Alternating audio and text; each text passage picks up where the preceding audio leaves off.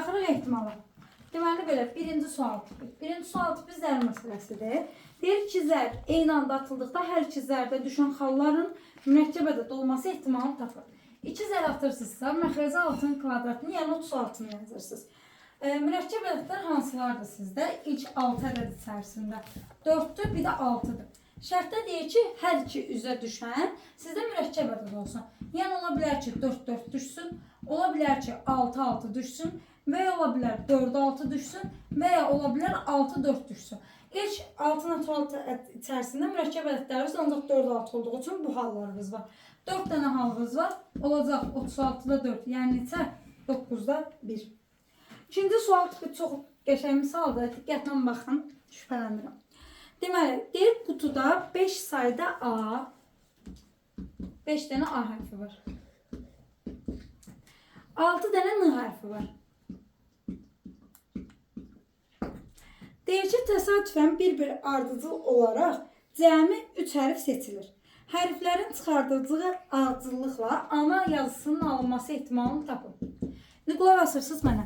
Ardıcıl çıxarılmada, sıralama olanda, geri qaytarılmadan sözləri eşidəndə hasil qaydasından istifadə eləməlisiniz. O ki, sizdə 11 dənə hərf var. Birinci A çıxma ehtimalı 11'də, A neçədə nədir? 5. Yəni 11'də 5 vurulsun. Birini çıxartdımsa yerdə 10 dənə qalır. Yazıram 10'da. N hərfi 6 dənədir. Yazıram 10'da 6. Vurulsun. Bir dənəsində çıxartdım. Yerdə neçəsi qalır? 9 dənəsi. İndi məsələ nədir? A hərfi sizdə 5 dənə idi. Birinci hərfə vermişdim axı 5'ini. 5'indən birini verdimsə, yerdə neçəsi qalır? 4'dür. Ona görə növbətidə A hərfini 4 dənə yazırıq. İndi ixtisarlarımızı aparırıq. 5 ilə 10 gedəcək 2, 2 ilə 6 gedəcək 3, 3 ilə 9 gedəcək 3. Cavab olacaq 33'də 4. Müəyyən bir ardıcıllıq, sıralama varsa mütləq şəkildə istifadə eləməlisiniz hasil qaydasından. Həmçinin bir dənə də belə bir misal yazıram. Ətraflıya düşüb özdə. Deyir ki, 15 kartdan 5'inə A hərfi yazılıb, 7'sinə B hərfi yazılıb, qalanlarına C. 15 kartdırsa, 5 ilə 7'ni topluram, 12 yerdə qalır 3 dənə. 3'ünə də nə hərfi düşəcək sizdə? C hərfi. Deyir, bu torbadan geriyə qaytarılmadan ardıcıl olaraq 3 ədəd kart təsadüfi qaydada çıxarılarsa, bu kartların birincinin üzərində A hərfi olsun. Ümumi sizdə 15 dənədir. Birinci də A olsun deyirsə 15'də 5 yazıram. Vurulsun. Bir dənəsini çıxartmışamsa yerdə 14'ü qalır. Yazıram 14'də. İkincidə B olsun. Yazıram 14'də 7. Bir dənəsində çıxartmışamsa yerdə qalır 13'ü. Növbəti nə olsun? C hərfi. Ona görə 13'də neçə yazıram? 3 yazıram. 7 ilə 14 gedəcək. Bura neçə qalacaq? 2. 15 ilə 5 gedəcək. 3 qalacaq. 3 ilə də 3 gedəcək. Cavab olacaq 26'da 1.